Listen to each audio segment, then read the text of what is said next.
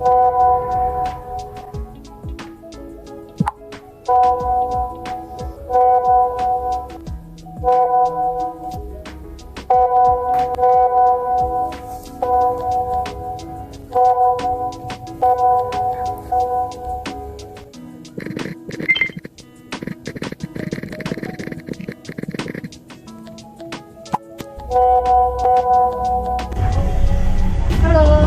Hai.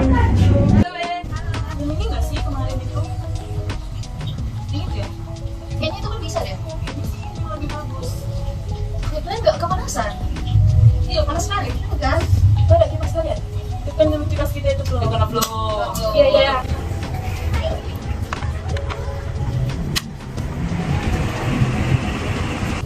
Udah kerasa kan udah hidup kan? Nggak Makasih Flo. Nggak ada, makasih Flo.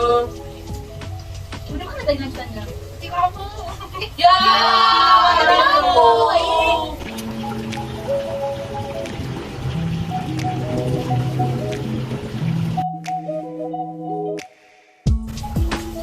Mana ya lampu ini? Kamar mandi bentar ya, Win. Ya.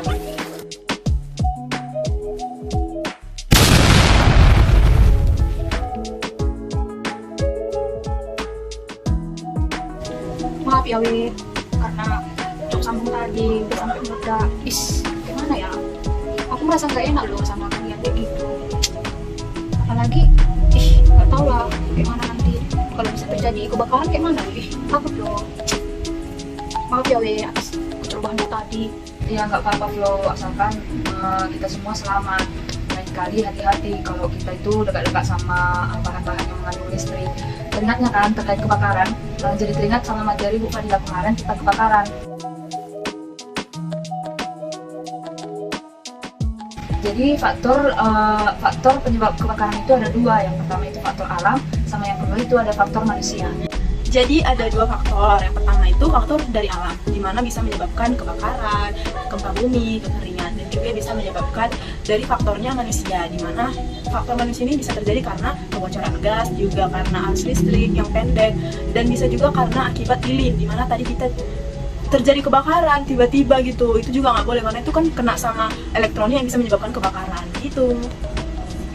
Terkait pengulangan kebakaran itu dibagi menjadi 4 jenis. Yang pertama itu ada golongan A, di mana golongan A itu yaitu kebakaran berbahan padat kecuali logam.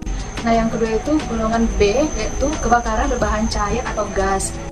Nah, yang ketiga itu golongan C, di mana ini kebakaran instalasi listrik bertegangan. Keempat itu yaitu golongan D, di mana ini merupakan kebakaran berbahan logam.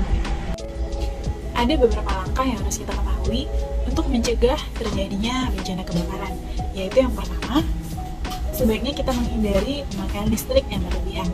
Dan yang kedua, pada saat pemakaian aliran listrik, sebaiknya jangan menggunakan isolasi yang mudah mengelupas. Dan yang ketiga, pada saat listrik padam, jangan meletakkan lilin atau lampu berminyak di dekat dengan bahan yang mudah terbakar. Dan yang keempat, selalu rutin memeriksa aliran listrik di rumah. Yang kelima yaitu selalu mengecek rutin kompor gas atau tungku jika terjadi kebocoran. Yang keenam yaitu meletakkan barang-barang atau benda-benda yang mudah terbakar di tempat khusus. Yang ketujuh, menyediakan alat pemadam kebakaran seperti air, pasir, dan karung yang sudah dibasahi. Dan yang terakhir, yang kedelapan, memahami cara memakai alat pemadam kebakaran yang disimpan tersebut. Langkah-langkah taktis yang dapat kita lakukan jika terjadi kebakaran di sekitar kita adalah yang pertama, jangan panik dan selamatkan diri dan anggota keluarga dan jauhi kobaran api.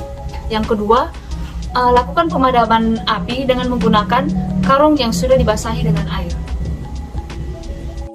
Yang ketiga adalah tutup ruangan agar tidak meluas ke area yang lain. Dan yang kelima, jangan mengunci pintu-pintu yang ada di rumah agar memudahkan petugas memadam kebakaran. Yang keenam yaitu menggunakan kain basah untuk mencegah sesak napas dan melancarkan pernapasan kita. Dan yang ketujuh yaitu menjauhi arah hembus angin.